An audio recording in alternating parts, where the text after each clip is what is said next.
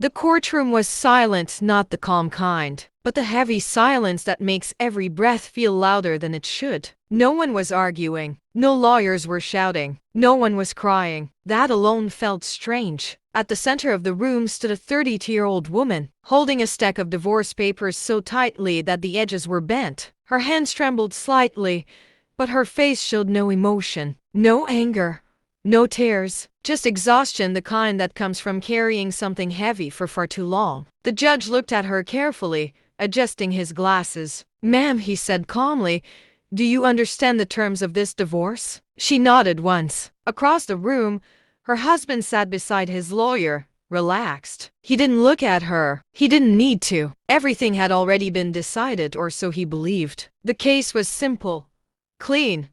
One signature, and he would walk away with everything that mattered. The judge spoke again, his voice echoing softly through the courtroom. "Do you accept these terms?" For a brief moment, time seemed to slow. People in the gallery leaned forward, expecting resistance. Some expected tears. Others expected anger. Everyone expected something. But she did nothing. She lowered her eyes to the papers, took a slow breath, and spoke in a voice so quiet it forced the room to listen. "Yes, Your Honor." A faint smile appeared on her husband's face. He thought this word meant defeat. What no one in that room understood was this silence can hide more than pain. Sometimes it hides decisions. Sometimes it hides proof. And sometimes it hides a truth so powerful that when it finally comes out, it changes everything. And this courtroom was about to learn that lesson the hard way. 10 years earlier, life felt lighter. She was only 22, standing in front of a small mirror, adjusting a simple dress and smiling at her reflection. There was no fear in her eyes that day, only hope.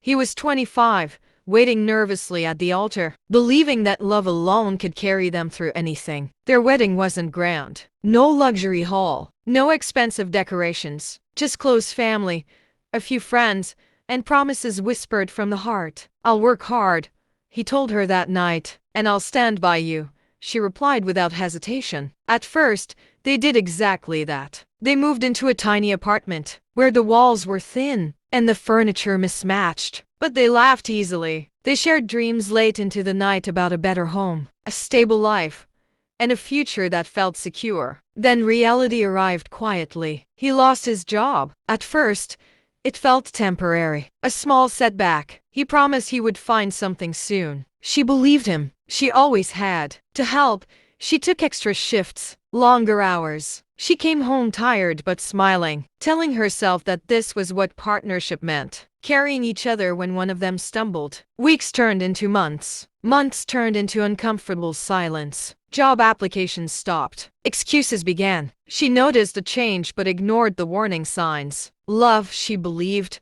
required patience. Marriage required sacrifice. And so she kept going, unaware that what began as support was slowly turning into responsibility she would carry alone for years to come. By the time she turned 28, exhaustion had become a constant part of her life. Her days began before sunrise and often ended long after midnight. One job turned into 2, sometimes 3. She learned how to smile through fatigue, how to nod politely while her body begged for rest. At home, the apartment felt quieter than it used to. The laughter they once shared had faded, replaced by long silences and unspoken disappointment. He spent more time on the couch, scrolling through his phone, promising that something would change soon. Bills didn't wait. When money fell short, she opened her jewelry box, the one her mother had filled with small gold pieces for her wedding. One by one, she sold them. Each piece left behind a memory, but she never told anyone. Not her parents, not her friends. She didn't want pity. She didn't want questions. Collectors called. She answered. Late at night,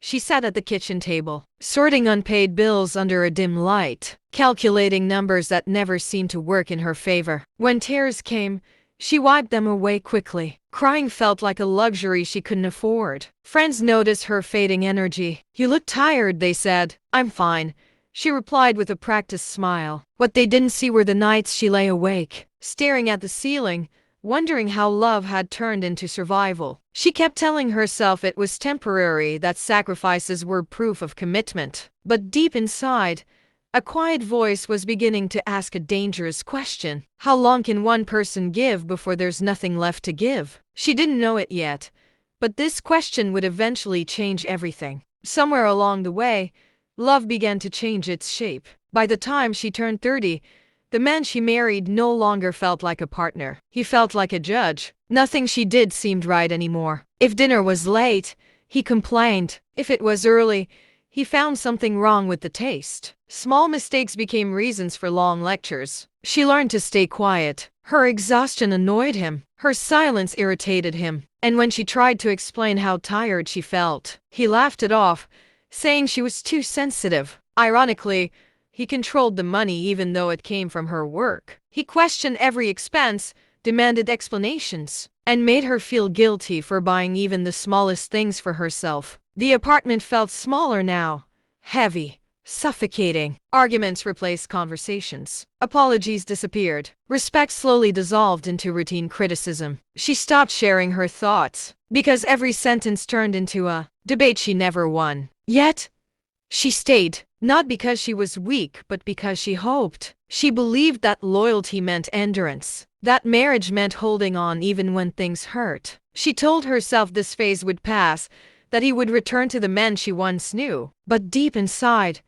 something else was happening. Her confidence was fading. The woman who once dreamed freely now measured every word before speaking. She began doubting her own worth, wondering if she was asking for too much by wanting kindness. Some nights, she sat alone in the dark living room, listening to his footsteps in the other room, realizing how lonely it felt to share a life with someone who no longer saw her. She didn't yet understand it, but love had quietly crossed a line and turned into control. The night he asked for a divorce didn't arrive with shouting or anger. It came quietly. They were sitting across from each other at the small dining table, the same one where they once planned their future. The room was dim, lit by a single bulb that flickered slightly, as if it too was tired. He didn't look nervous. He didn't hesitate. "I want a divorce," he said, his voice calm, almost rehearsed. For a moment, she thought she hadn't heard him correctly. "What?"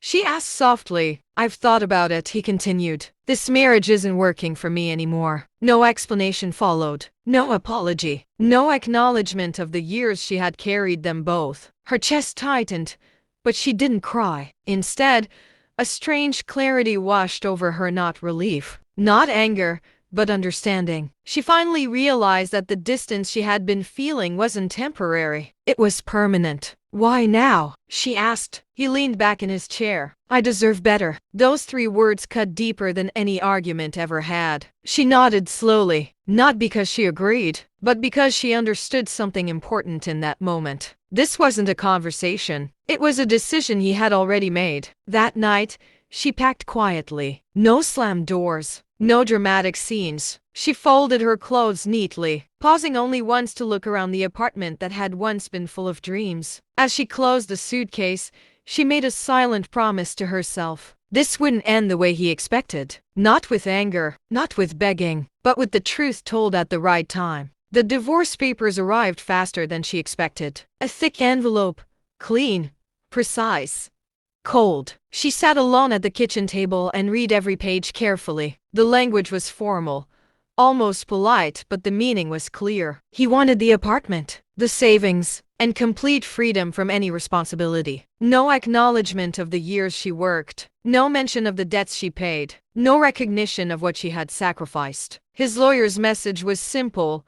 She earns more. She doesn't need anything. She felt a familiar tightness in her chest, but she didn't react. Instead, she read the documents again, slower this time. Every number, every date, every signature line. When she finally signed the papers, her hand didn't shake. Not because it didn't hurt, but because she had stopped expecting fairness from him. What surprised everyone was how easily she agreed. Friends warned her. Even her own lawyer raised an eyebrow, gently asking if she was sure. She nodded. "Yes," she said, "for now." What no one knew was that she had already begun collecting something far more valuable than arguments proof, bank statements, payment receipts, loan records, medical bills, quiet evidence of years spent, holding everything together while he took credit for stability. She didn't rush. She didn't confront him. She let him believe he had won, because sometimes the strongest move is letting the other person feel safe right before the truth steps into the light. And when it did,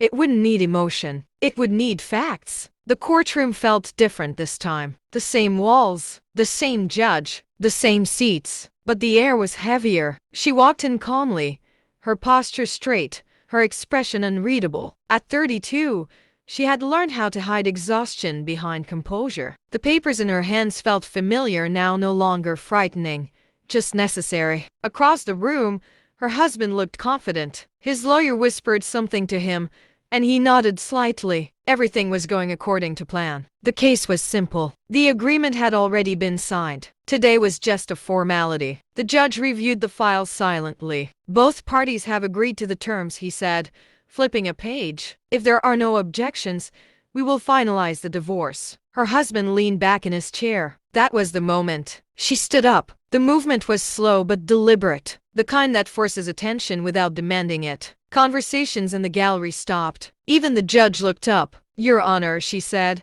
her voice steady. "May I speak before the case is finalized?" Her lawyer turned toward her, surprised. This hadn't been discussed. Her husband frowned slightly, the first sign of uncertainty crossing his face. The courtroom fell silent. The judge studied her for a long moment, then nodded. "You may." She took a deep breath, feeling the weight of 10 years pressing against her chest. This wasn't anger speaking. This wasn't revenge. This was timing. As she prepared to speak, her husband finally looked at her, really looked at her, perhaps sensing for the first time that something wasn't going the way he had planned. And in that quiet moment, the balance of power began to shift. She didn't raise her voice. She didn't accuse. She simply placed a folder on the table in front of the judge. "For the past 10 years, she began, I have been the primary financial support in this marriage." The room was silent except for the soft sound of papers being opened. She explained calmly how the debts accumulated after he lost his job, how the payments were made quietly,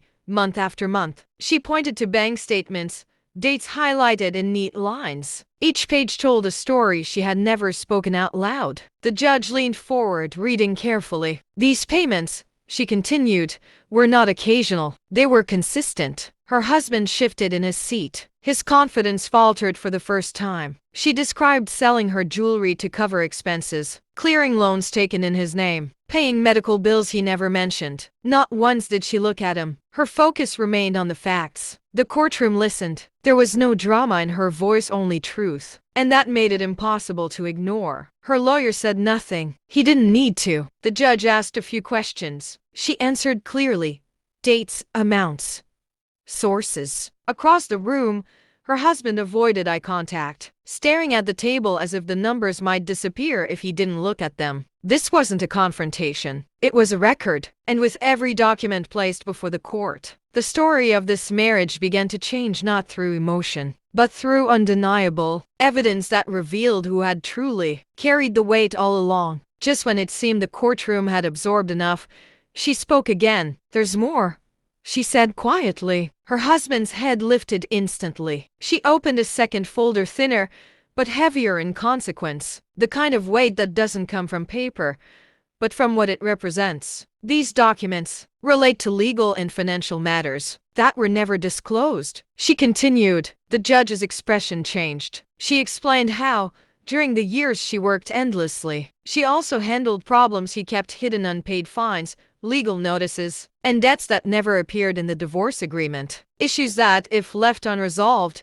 could have serious consequences. A murmur moved through the courtroom. The judge examined the papers carefully, his face growing more serious with every page. Then he looked directly at her husband. "Were these matters disclosed to your counsel?" the judge asked. Her husband remained silent. The pause was long enough to be loud. His lawyer leaned toward him, whispering urgently, but he said nothing. The confidence he once carried had vanished, replaced by panic he couldn't hide. She stood still, her hands resting calmly at her sides. This wasn't about humiliating him. It was about completeness, about making sure the court saw the full picture, not the version that benefited only one side. The judge closed the folder slowly. "This information is significant," he said. In that moment, the case stopped being routine. The agreement on the table no longer felt fair. And for the first time since the divorce began, the outcome was uncertain, not because of arguments, but because the truth had finally stepped into the room. The courtroom remained silent as the judge removed his glasses and placed them carefully on the desk. He didn't speak right away. Instead,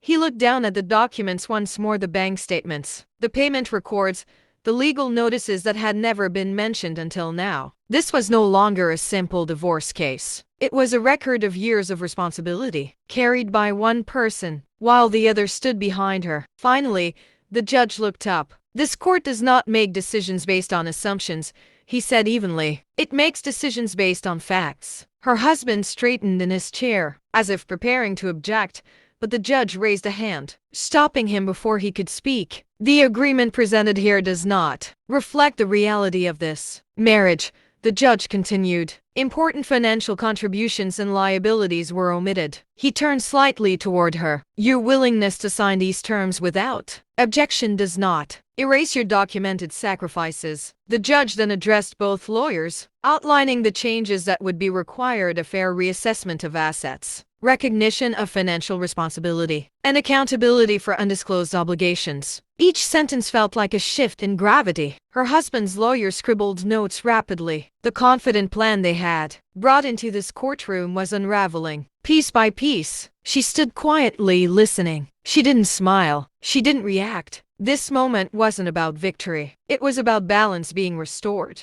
As the judge finished speaking, one thing became clear to everyone present. This divorce would not end the way it was expected to. Not because of anger, not because of revenge, but because the truth had finally been acknowledged. The judge finished speaking, and the courtroom remained still. For a moment, no one moved. No one spoke. The weight of the decision hung in the air, heavy but clear. Then she stood again. This time, there was no tension in her posture, no hesitation, just calm. "Your Honor," she said softly, "may I say one last thing?" The judge nodded. She turned slightly, not toward her husband, but toward the court itself. "I never came here to take revenge," she began. "I didn't come to punish anyone. I came because I wanted the truth to be seen, not just for me, but for what this marriage actually was." Her voice remained steady, even when the words grew heavier. "For years, I believed silence was my duty, that endurance meant loyalty, that if I carried enough weight, things would eventually change." She paused, choosing her next words carefully. "They didn't." She finally looked at her husband, not with anger, not with sadness, but with distance, the kind that comes when something is truly over. "I hope you understand now what was given freely, and what was taken without notice." The courtroom listened closely. Even her husband's lawyer sat still, his pen unmoving. She gave a small nod to the judge. "That's all." As she returned to her seat, something shifted inside her. The fear she had carried for years was gone, not because everything was perfect, but because she had spoken her truth when it mattered most. And that was enough. When the court session ended, she walked out slowly, not because she was tired, but because she wanted to feel every step. The courthouse doors opened, and sunlight spilled across the floor. For a moment, she paused, letting the warmth touch her face. It felt unfamiliar. For years, her world had been quiet, heavy, controlled. This light felt like permission to breathe again. Outside,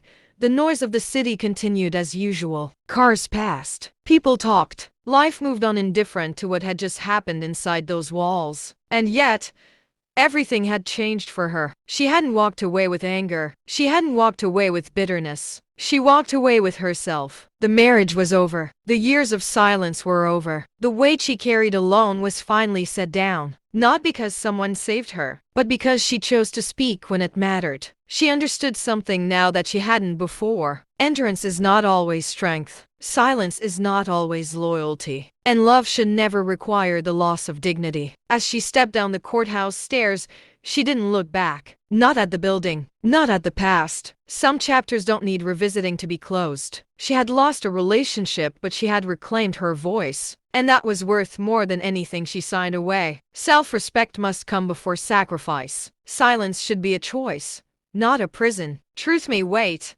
but it always demands to be heard. If you were carrying the weight alone for years, would you stay silent to keep the peace? Or would you choose the truth and risk everything?